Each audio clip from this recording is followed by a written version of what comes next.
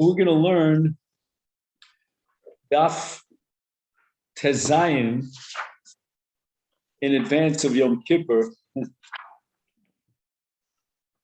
And just, the parak starts on Tesvav Amid Beis, and the Mishnah establishes with regard to Yontif, Shechalios, Erev Shabbos. So you go from Yontif straight into Shabbos, and you're not allowed to cook on Yontif for Shabbos unless Oseh Tavshil Me Erev Yontif. He started with some sort of a Tavshil, which is something that you cook in your pot, V'somech Olav L'Shabbos. And you can continue cooking on Yontif. You started on Erev Yontif, you continue on Yontif for the sake of Shabbos. And this is called an Erev Tavshilin. And the basic principle of Erev Tavshilin is that since he began his bishul for Shabbos on Erev Yontif, he's allowed to continue his bishul on Yontif for Shabbos. That's the basic principle of Erev Tavshil.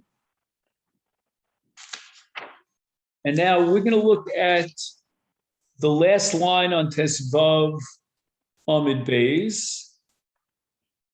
And this, as we said, is the first Amud in the parak. And the Gemara speaks now about monies that you spend for Shabbos or Yontif. And that's called Hotzah Shabbos, Hotzah Yontif. Tani, we learned, Rav Tachlifa Achua the Rabnai Chozah. So this was Rav Tachlifa, the brother of Rav Nai, who came from a place called Chuzah. Now we start Tezayin. Kol mizonosav shel adam, all the sums of money that a person will be spending during the course of the year, ktsuvim lo, have been already established up in the heavenly courts, bi Rosh Hashanah v'ad Yom HaKippurim, because a person is judged on Rosh Hashanah, but the final Gzar Din is on Yom Kippur, and it's already written down by Yom Kippur time in the ledger on high how much money he will have for the course of the year. And that's something that won't change. Rashi adds here that therefore he should be careful about how he spends his money because he has a set limited budget. And if he spends too much money on something, he won't have enough money for something else. There won't be any tosefes, any additional money for his mizonos. There's only that which was katzuv lo mirosh. Chutz me'otzas shabbosos, v'otzas yomim tovim, v'otzas bonov l'talmud Torah. So the amount he's going to spend l'kavod Shabbos, for Oneg Shabbos or l'kavod Yontif, and add to that the amount of money he spends on tuition to pay the Malamdim to teach his son Torah, that money is not determined at a fixed price during the Aseres Yimei Tshuva. But whatever he usually spends, that's on a separate account, which might change. Why? She'im piches, if he decides to get stingy and he doesn't spend what he normally would spend on tuition, then in Shamayim, they're going to give him a limited amount of funds for Hotzas, Bonav L'Talmud Torah, but if he decides to spend even more money, let's say he hires a tutor for his son or something along that line, then Mosifim lo. Then although a certain amount, a sum of money was designated, they will add extra funds so that he could use the surplus funds to enhance the Talmud Torah of his children. Amar Rabbi Avo, my kra'ah, do we find some sort of remez in the Torah that a person's mizonos is set at the beginning of the year? And Rashi adds here that even though on Rosh Hashanah everyone is judged, we could have suggested that perhaps mizonos is not included in the amount of money that is set during the time of judgment, but rather there are other times. For example, on Pesach, the Mishnah says nidonim ala tvua. So it could be that on Pesach, they judge him not only for tvua, but for all his mizonos. So we're going to need a pasuk to teach us that no, it's Rosh Hashanah that determines his mizonos. And we base it on two psukim that are contiguous in Tehillim Perek Pei Aleph, Kapitel Pei Aleph. Tiku b'chodesh shofar, b'kesel yom chagenu. And we're going to determine that the day called Yom Chagenu in this pasuk is none other than Rosh Hashanah. How so? Well, it says Tiku b'chodesh shofar. And which chodesh is it referring to?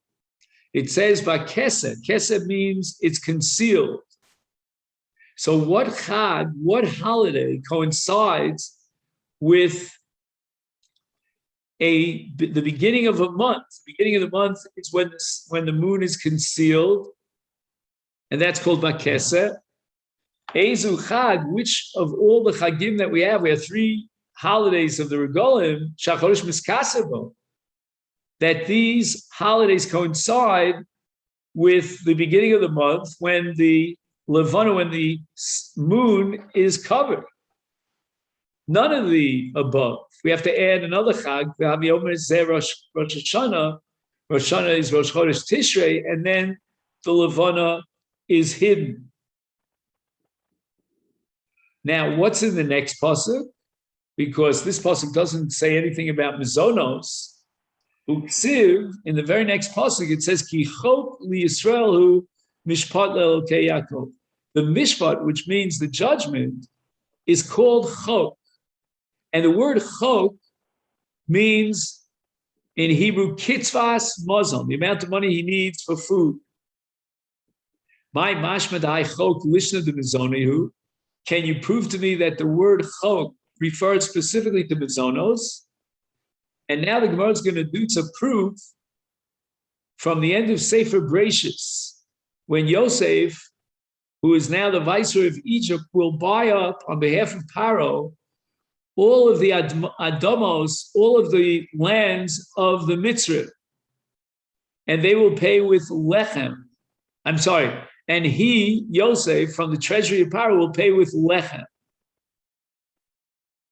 And the pasuk says, "V'achlu es chukah." And as a result of this barter exchange, where the people of Mitzrayim will give up their lands, they will receive in return chukam. What is chukam? It says, "V'achlu es chukam asher nosal and paro," and it means that they will eat the chok. Chok is a reference to kitzvas mizonos. Marzucha has an alternate source to prove that the word chok means kitzvas mazon, based on a pasuk in Mishlei when Shlomo says to HaKadosh Baruch Hu, I'll read the beginning of the pasuk, Rosh v'osher al titen li. Don't give me poverty, don't give me wealth. Hatrifeni lechem chuki. All I'm asking for is the sheer katsu, whatever I need to stay afloat. Lachios hasanefesh. So chok is kitzvas mazon. Tanya, we learned in the Beitza, Omru Olav, a very famous machlokas, Al Shammai Azokim, Shekol Yom V'Ya'ofel Chod Shabbos. Every day he ate in honor of the Shabbos. So, for example, let's say on Sunday, Matzah Behema Noah, he chanced upon a very beautiful piece of meat, Bishubachas Shmeina. Haya Omer would declare, this animal I'm buying Zu Shabbos, I'm designating for Shabbos. But then on Monday, Matzah Cheres Nohemen, he chances upon an even more beautiful piece of meat. Meiniaches Hashniya,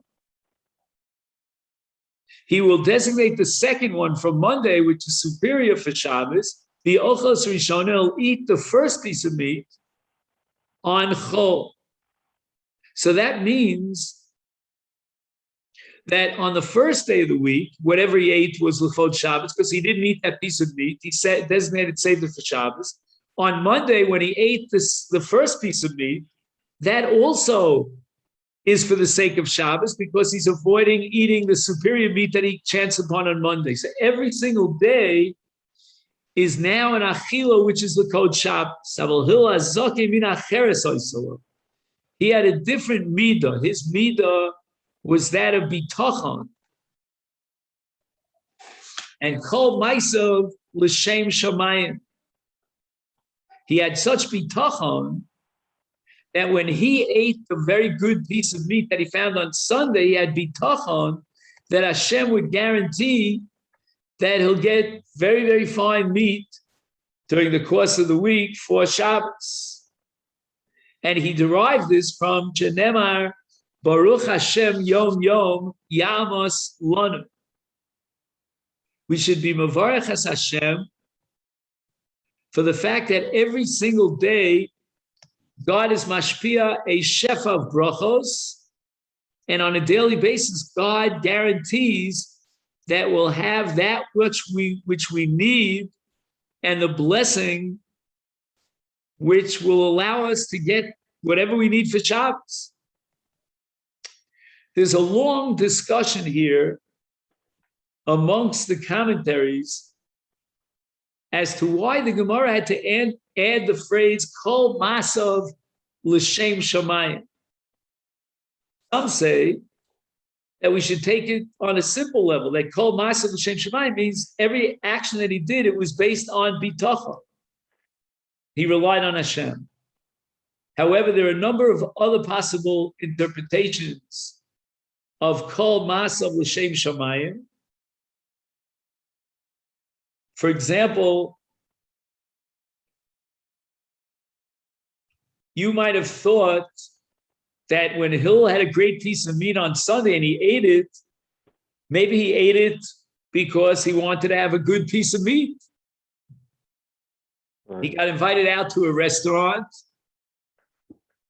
and they offered him some very good steak. So the Maria Buov, who lived in Sfat 500 years ago, he says, Kol Maisav, Shel Hil Hayim V'chuvanim L'Shem Shamayim, Hayatomit Mevakesh, Me'akadosh Baruch Hu, Sheyazmin Lo Be'emen Noah L'Shabbos. The Al Titen, don't make the mistake that this is Midas Rav Tanus, which means he's a glutton. You know, he's got good food, he wants to eat it. But rather, all the actions of Hillel L'Shem Shamayim. And if he ate that good piece of meat on Sunday, it's because he wanted to manifest his high level of bitachon in Hashem. And the Ben Yoyada, the Ben Ishchai adds that Batuach Haya B'HaKadosh Baruch Hu B'li Shum Safek. In other words, it was L'Shem Shamayim to teach people that if you are machzik, if you wave the flag of bitachon, you can be absolutely guaranteed that you'll find food for Shabbos. Don't worry about it. And L'Shem Shamayim means that Hillel's minhag was in order to teach the midah bitachon. Tanya nami hachi, Beit Shammai omrim, mechad shaboyach l'shabsoyach.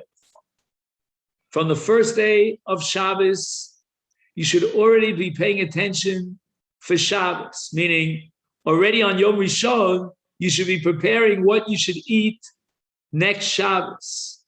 And that reflects the teaching of the Rebbe, the patron of Beit Shammai, which is Shammai HaZaken.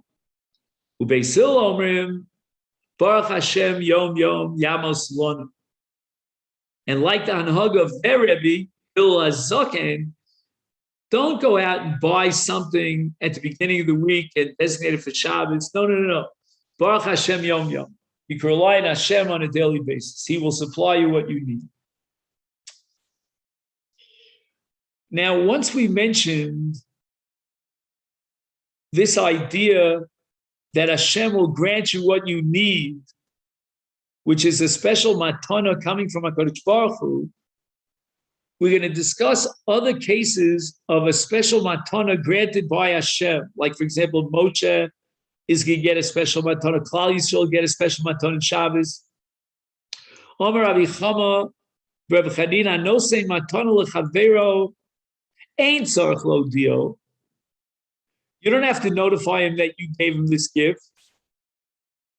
And when he receives it, he'll ask himself, well, who gave me this gift? And you might think that he'll be mitztayer.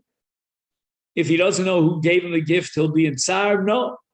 Let's learn from HaKadosh Baruch Hu. Shenemar, with regard to Moshe, when he came down from Har Sinai with the second set of luchos in Parshas Kitiso, Moshe lo yoda ki koran or panav. He didn't know.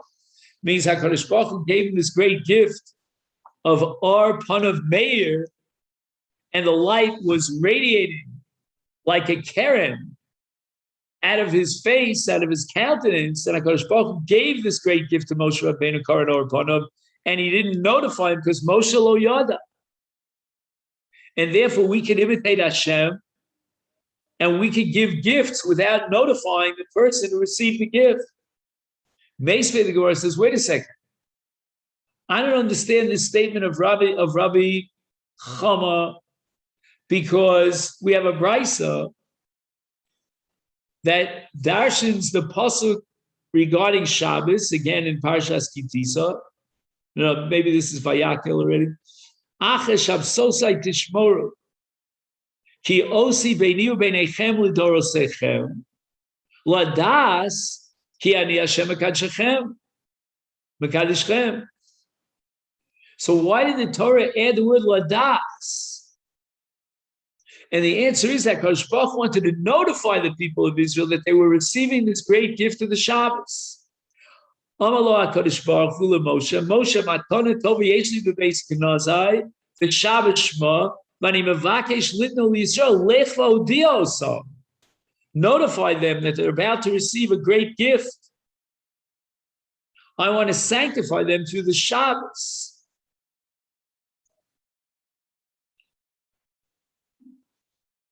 Shabbos is called a matana because we really don't understand the Shabbos totally based on rational thinking. It's a Kabbalah of a gift that we received from Hashem. It's a matana tova. And the Gemara tells us that Kol HaShomer Shabbos Kilchasa Mochlim Lo Al Kol Avanosav. There is no greater matana than the Shabbos. And HaKadosh Baruch Hu commands Moshe to notify the people that they're receiving this gift. And that's against Rabbi Chama in the case of Karan or Pana. The Beitza continues, Mikan Omer Rabbi Shimon ben Gamliel, Anosein Pas Latino, Sarach Lo Dialimo. The mother went away for a few minutes, and you want to show your love for the child. So you want to offer him a piece of pita, some nice bread. And Rabbi Shimon Gamliel requires that you notify the mother. But what do you mean you notify the mother? You're not around. You gave him the pas, and then you had to go to work wherever you disappeared. So you have to leave a siman on the katan that the mother, when she returns, she'll see the siman, and then she'll realize somebody must have been here to put the siman on my child. We'll see exactly what the siman is in a minute. And she's going to ask her son, who did this? And he's going to point to Ploni. And he's going to say, Ploni not only put this siman on me, but also gave me a pass. And that's how the parents will know that this person loves the family. And that's going to lead to ribui ava v'reus. So we see quite clearly against Rabbi Chama that according to this brisa, a person who gives a gift to his friend has to notify him. Lo kasha. Ha b'matona davida legluye, ha b'matona delo avidi legluye. If no one will notify him who gave the matana, then you have to notify him. But in certain cases, it's absolutely clear who gave the matana. You don't have to notify the recipient. Why? Because hasidol is galos lamakabu. For example, everyone's going to see the radiance coming out of Moshe Rabbeinu's head. They'll notify him. They'll find out about it. There's no need to notify him. Or in the case of the child, you gave him a piece of bread, and that's a case of lo avida legluya. If you fly the coop, there's no way that she can know and track you down. Who was it that gave my child a gift? And we're missing out on the ribui ava. So therefore, you're required to notify her by leaving a simon. The Gemara asks about Shabbos Nami Matana Davil Gluye. After all, the Matan of Shabbos, we're going to find out about it. And yet, HaKadosh Baruch Hu said to Moshe Rabbeinu, notify the people. So we see clearly that even in that scenario, which is Avida Legluya, you still have to be Modia, the recipient, notify him about the Matana. The Gemara answers, you're right, we're going to find out about Shabbos, but Matan Skara Lo Avida Legluya. HaKadosh Baruch Hu gave us the Shabbos, but we don't know what is going to be the schar for Shabbos. And therefore, Moshe Rabbeinu was commanded to notify the people that they will receive a great schar for observing the Shabbos. But in the case of Karan or Panav, which is Avida Legluye, there the halacha is that you don't have to notify. Just like HaKadosh Baruch Hu did not notify Moshe about Karna or Panav. Now, in the case of Pas Latino, you have to somehow notify the parents that you give it. So, Amar Mar Mikan, Amar Rav Shimon Gamliel, and no saying Pas Latino, Tzarech Lo Dia Le'imo. He has to leave some sort of a sign.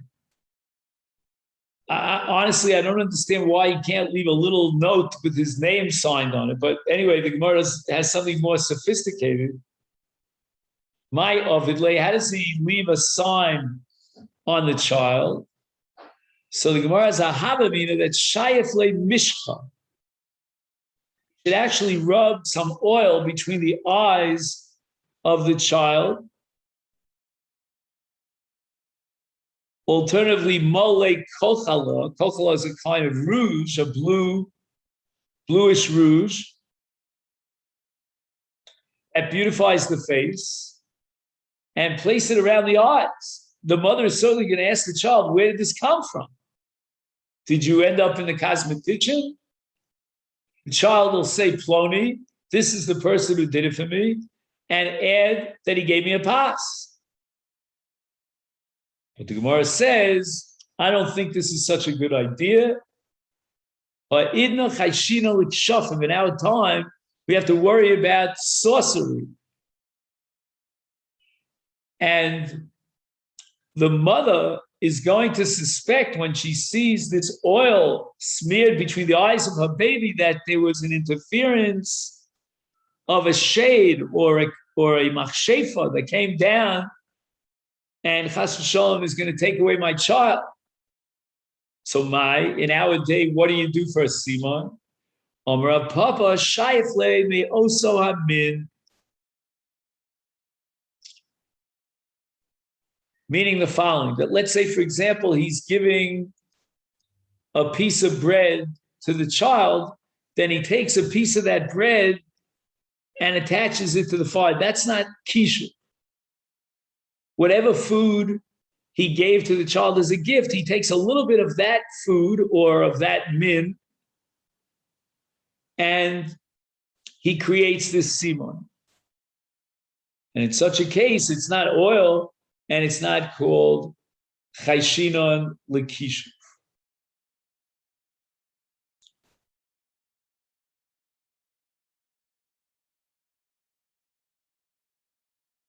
I have a note here, just 1 second. Mem Gimel, where is it? So first he starts with the Meiri. Im nosan paslik koton, yitain perure pas, bein saros rosha. I don't know. I don't find that very beneficial. If you put these breadcrumbs on the forehead of the child, and the mother's going to have to clean it up. I don't know. He says, Kodem shachashashu l'kshafim, in the period of time before there was a widespread makkah of sorcery, then hitrichu limshochlo shemen uchol. It would not be sufficient just to, put these pirurei lechem on the head of the child.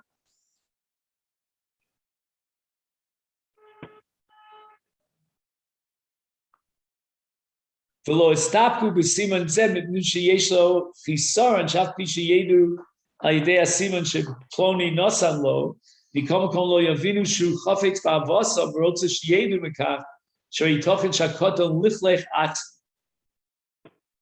So therefore, the best simon, the ideal, is something that really beautifies the child when you add some sort of cosmetic coloring to the child. Right. But we have to avoid that today because of kish. Omar Rav Papa Shayefle Miosam, or the Misor. Omar Rav Yochim Mishum Rav Shibar Yochai Kol Mitzvos Shenosan Lem HaKadosh Baruch Hu Yisrael Nosan Lem B'Farhesia. We're now going back to the Shabbos and the schar for Shabbos. And the question is whether or not HaKadosh Baruch Hu, initially, I should say, revealed the schar for Shabbos. He had to command Moshe Rabbeinu to notify the people about the great schar for Shabbos, because it was not Avidi Legluya. And now we're saying that all the mitzvahs, with one exception, were given publicly. And Rashi explains that the public nature of mitzvahs is to indicate that the Almighty offered the Umos HaOlam to accept the mitzvahs of the Torah. They refused to do so. However, they do have a little bit of a claim because there was one mitzvah that was not revealed to them. Chutz mi Shabbos and nosan lem b'tzina, that the Shabbos was given privately to the people of Israel, which we're going to derive now from Pasuk, and the Umas Ha'olam don't know about the Shabbos.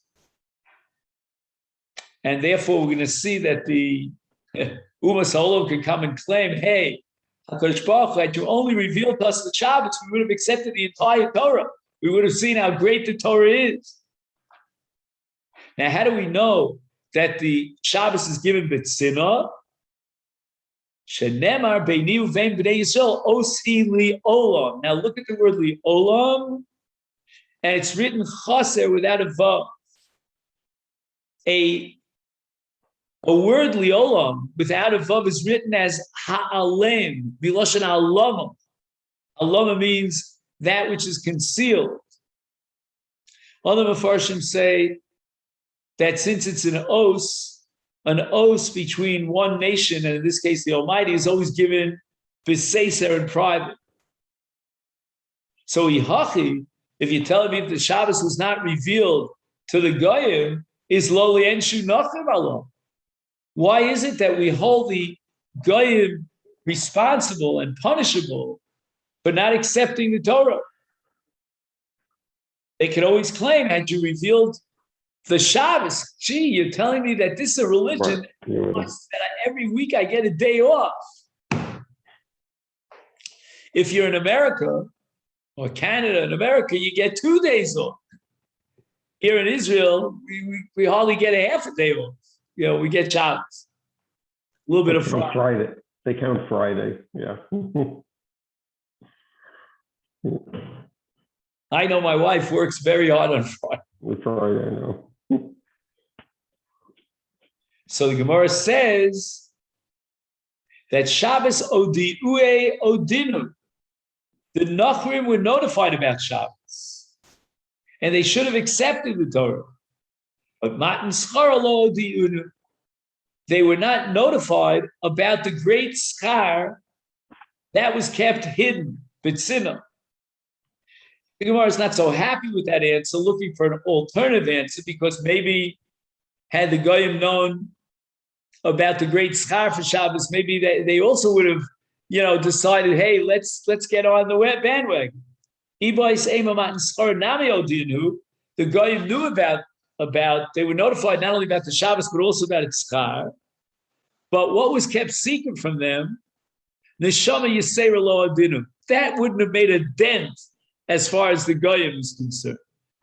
They're not impressed by Neshama Yisera. They want something in this world. Give them a day off, or give them some great schar in this world.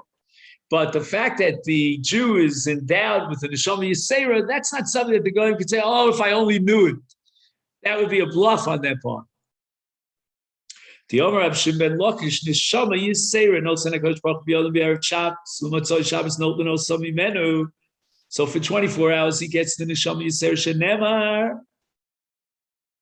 It says in the Pasuk, Vayom Hashvi Shabbos Vayinofash. And we're going to darshan the word Vayinofash. Kevan Shabbos. After he completes his 24 hours of Shvisa and he observed the Shabbos, then Vayinofash. Vayinofash means he declares, Vayinofash. Vay of the Nefesh. So you take the Vav Yud and you separate it by splitting the word in half from Nefesh. And Vay means, woe to me that my Nefesh is gone. What do you mean your Nefesh is gone? That extra nefesh that I was endowed with during the 24 hours of Shabbos has been taken away.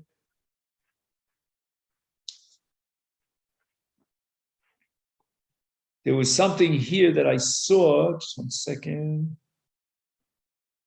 Oh, yeah, he writes here, which is not so relevant to us, but it's very interesting, that the Shita Mekubeta has commented that's why we smell besamim on Motzi Shabbos. Because reach is something shaneshama nenes b'minum. So now that the neshama was taken away from us, the extra neshama, we're kind of like a little bit down about the lost vayil and nefesh. So we give you something that the nefesh could appreciate, and that's the smell of the besamim. For some people, it's a little bit of a challenge. If they had corona, it's not so easy to smell the besamim. I think I'm getting back my smell of them a little bit. Because last night, I took a whiff of the besamim and I actually smelled something. That's good. Yeah. They have a method here. I tried it, didn't work for me. Of using levona. You know what levona is? Like, I think in English it's called frankincense.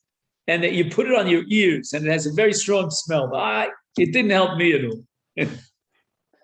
Okay. Okay, now we go back to Erev Tavshil. And the Mishnah says, Osa Adam Tavshil Me'erev Yontif, Somech Olav L'Shabbos, Omar Abai Lo Shanu. What kind of food can be valid for an Erev Tavshil in El Tavshil? It's got to be something that's cooked. Aval Pas Lo. A loaf of bread cannot be sufficient to set up an Erev. Because Erev means I'm involved in cooking for Shabbos. So I started my cooking for Shabbos on Erev Yontif. But I didn't cook anything. I only left a loaf of bread. And the commentaries here point out that really for an Erev Tavshilin, you need two things. You need a Tavshil plus a Pas. Why is that? Because the Tavshil begins the process of Bishul. The Pas begins the process of Afir. So when you prepare on Yom Tov and Shabbos, when you set up this Erev Tavshilin, because Yom Tov is on Erev Shabbos, then you want to begin both your preparation of Meleches Bishul for Shabbos and Meleches Afir for Shabbos. So you need both a Tavshil and the Pas.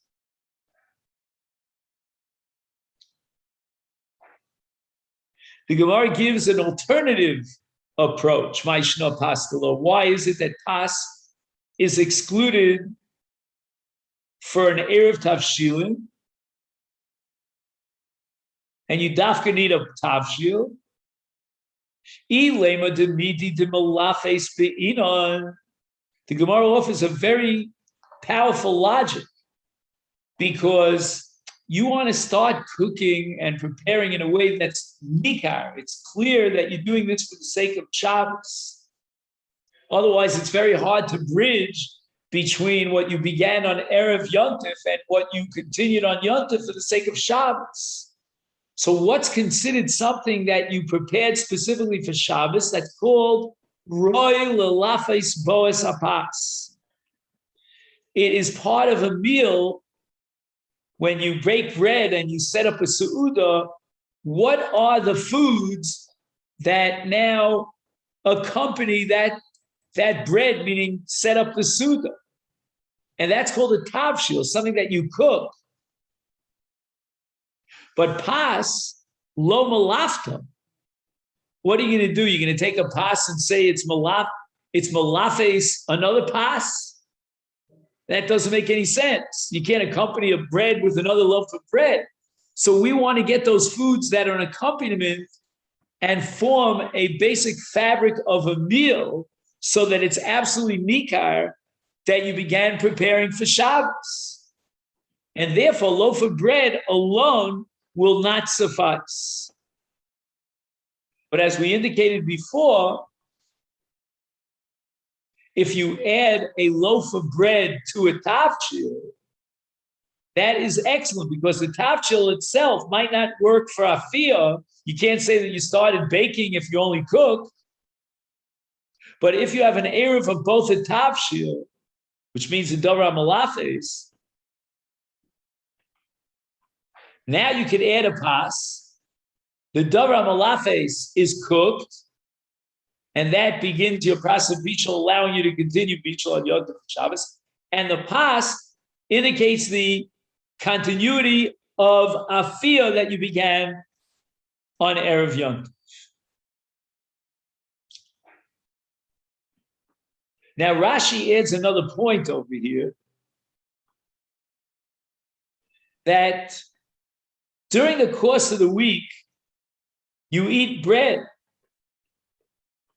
And there's nothing special about bread. The idea of lifton, of something that accompanies bread, means something that changes from meal to meal. Sometimes you can afford a more elaborate, meal. You have meat and you have potatoes. I don't know what you have. And other times you don't have much. So you're left with bread, but bread is just a staple. It's not something that's Shabbosdik. That, I bake this bread for Shabbos. You bake bread every day.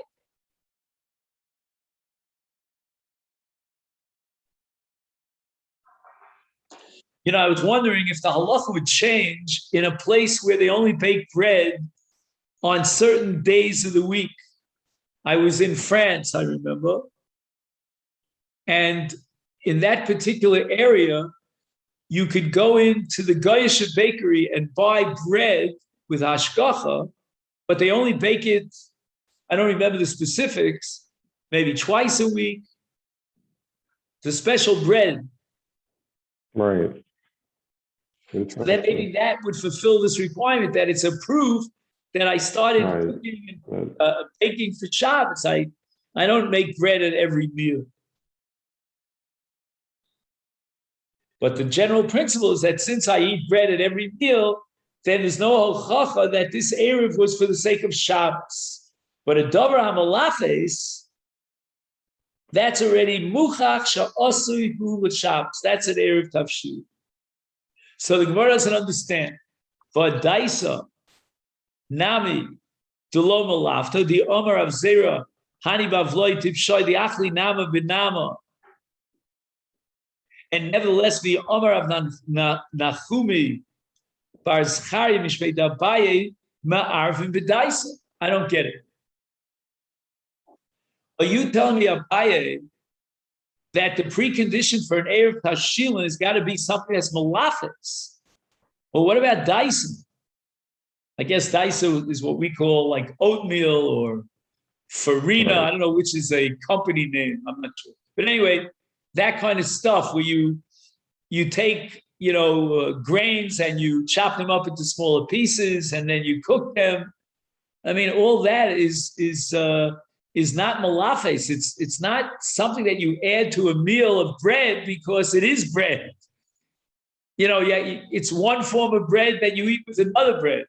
That's why Reb Zera was amazed at the Bavloim. He called them Timshoim because they, together with their meal of bread, they eat daisa.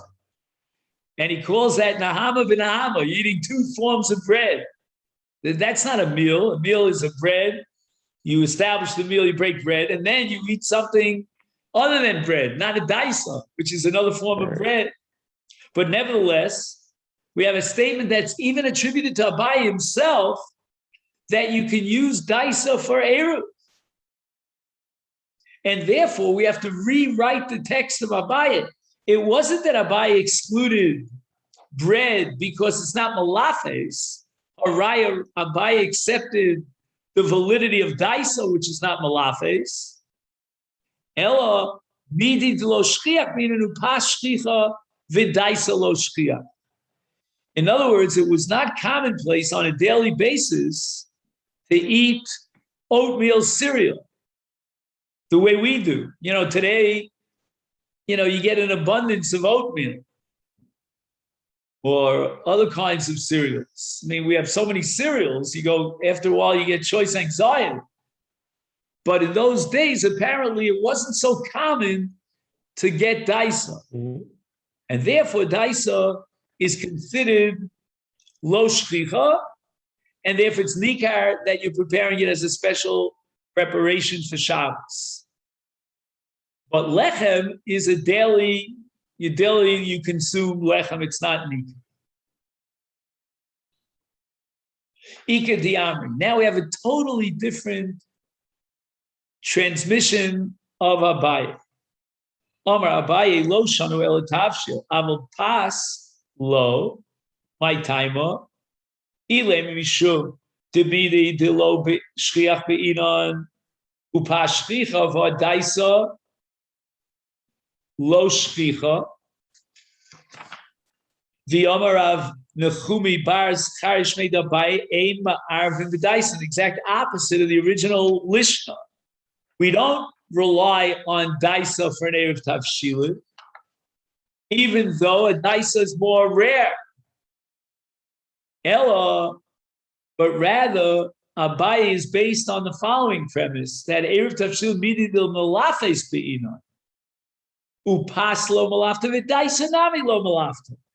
So as opposed to the first lishon in Abaye, where if you have something that's lo shchiach, then it's valid as an Erev Tavshilin. Therefore, daisa is in the second lishon of Abaye, daisa is out. Why? Because you need something that's malafes esapas. The Omer of Zera Hani Bavloi Tapshoy, the Achli Nama Dehat Nama. You don't eat bread with bread. You don't accompany bread with daisa because daisa is also another form of bread. But the maskana of this lishna is that daisa lo malafta that daisa is not valid for an Erev because lo malafta. And from that perspective, it has the same status as lechem. Whereas, according to the first lishon Abaye, we don't need malafta, we need something that's lo shchiach, and daisa is lo shchiach, and therefore it is valid for an Erev Tavshilin. Tani Rab Chia. Now the Gemara wants to know what happens if you're cooking on Erev Yontif and you have some leftovers in the pot. You know what I mean? You dig out the pot and you pour it into wherever you pour it into, but you leave behind a little bit of leftovers. And that's called Adashim Shebetshulei Kedera.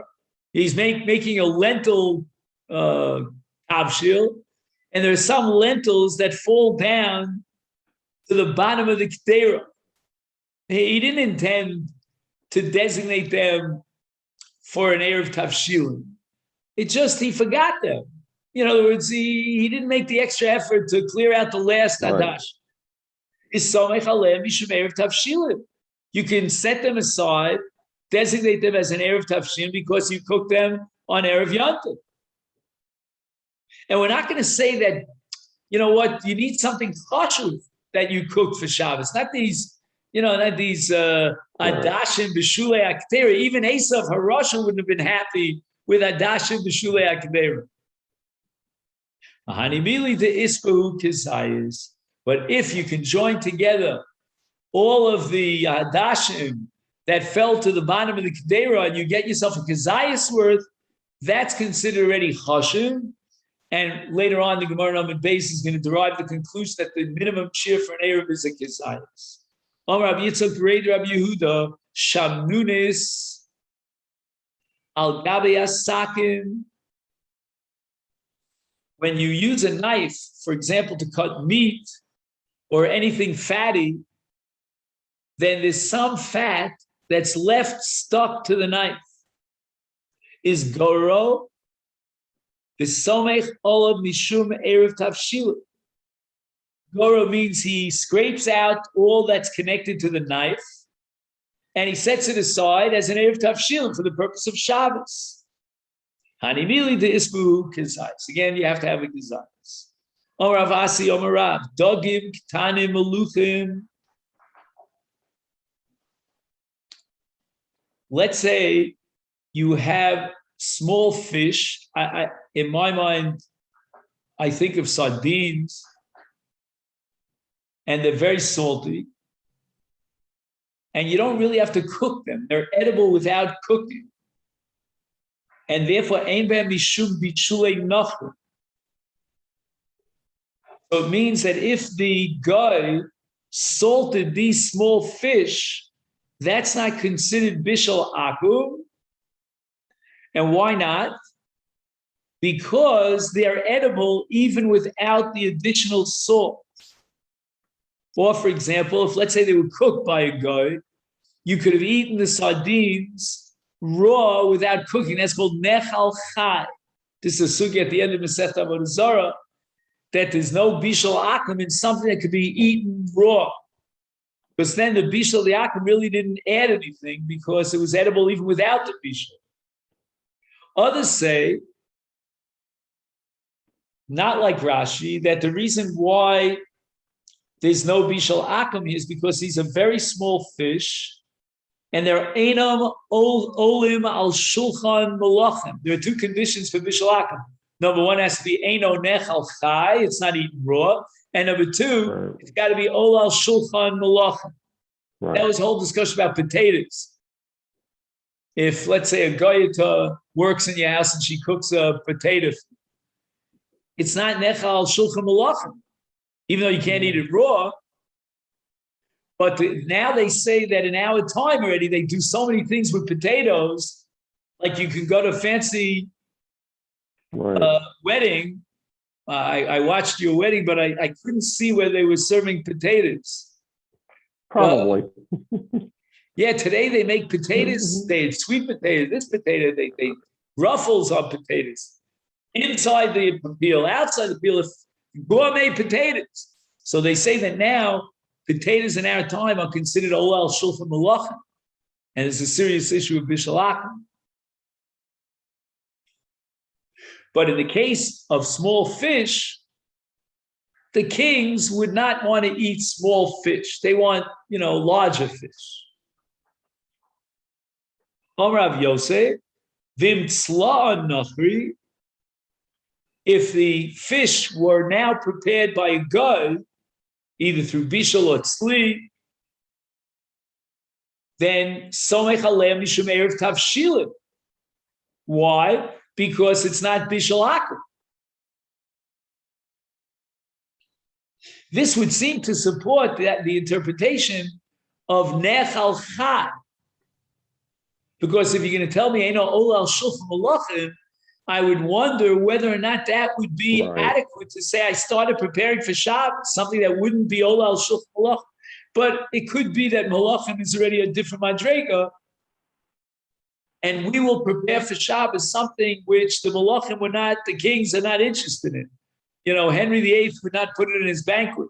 But we prepare that for Shabbos. Not everything on our Shabbos table is Ola al Shulchan Malachim.